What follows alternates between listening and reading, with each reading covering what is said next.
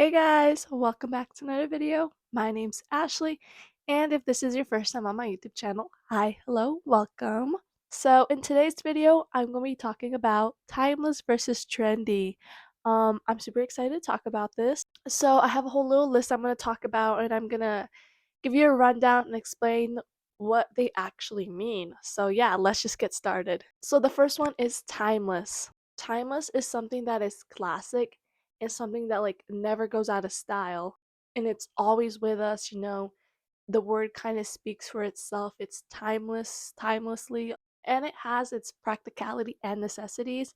And to give it a bit more detail, it carries a lot of like basic color, simplicity, nothing that is too bold. It doesn't really carry a lot of patterns compared to trendy, where it's a certain thing that becomes popular and it's overdone and we see too much by like people.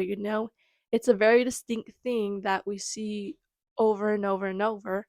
And like we see a lot of logos, designs, prints, patterns, lettering on very trendy items. Now, to give an example, I'm going to start off with the coquette cord because we've seen it all over the internet. It's like blowing up, and that's where I mean it becomes a trendy thing, a very, very distinct thing that is being overused by the mass. Everybody's in it, everybody's hopping onto the trend. And I feel like trends are like very in your face, like, wow, look at this. And it's things that are very easy recognizable. We recognize it very fast. Same as like to be specific, patterns. I feel like patterns are very popular in like checkered print, cow print, like the cheetah print. It's like mainly like a very distinct pattern, and checkered print was popular a couple years ago and now it's not, so it becomes like a trend that everybody follows and then it ends up dying down.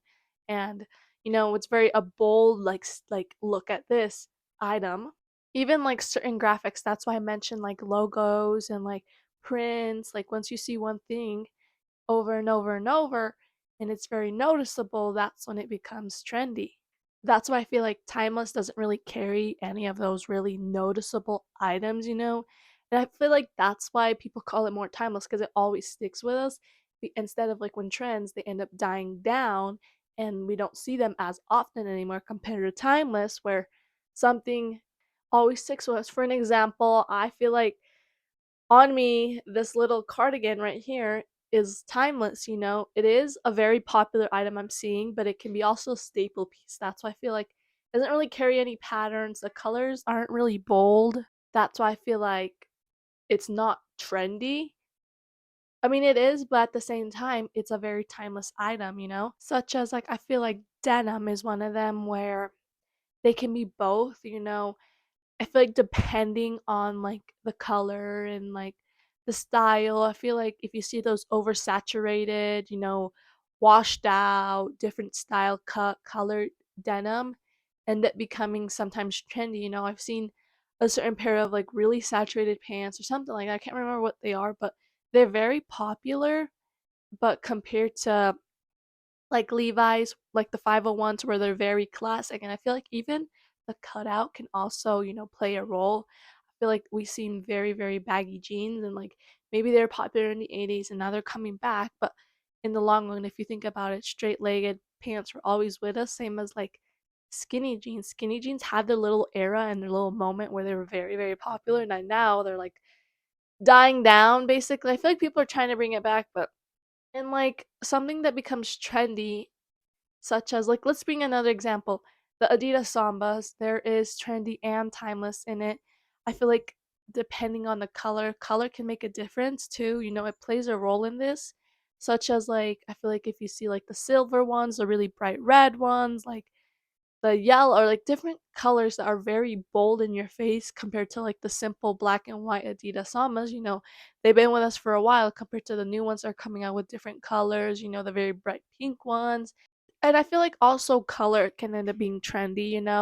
Not every color, but I feel like once one color becomes very overpopulated and very overused, where people like where you see it so often, that's what the name trendy. But that only plays in certain roles. So that's why I ended up using, the example as of the Adidas Sambas because color also plays a role into that. And red has been a very, very popular color.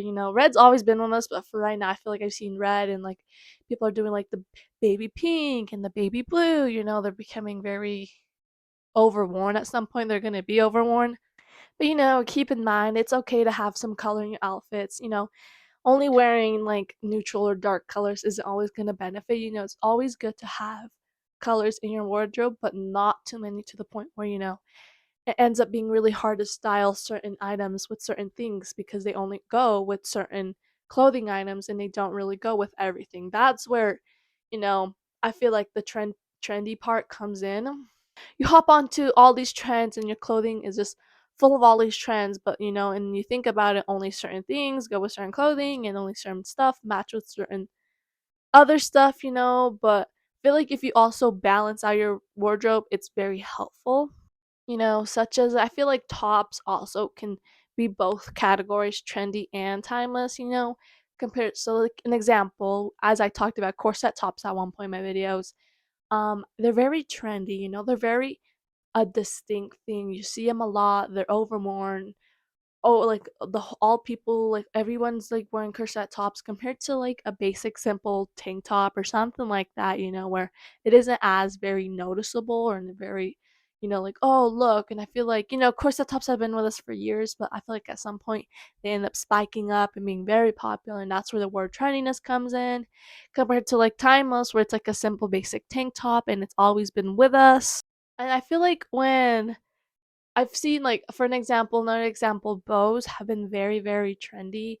And, we see them on everything. We see them on phone cases, we see them on purses, we see them on shoes, we see them on, like, bedding decor, we see them on everything. And I see companies and, like, clothing brands and companies see that. And so they want to hop on the trend and, like, everything is, like, bodified. That's where the word trendiness comes in.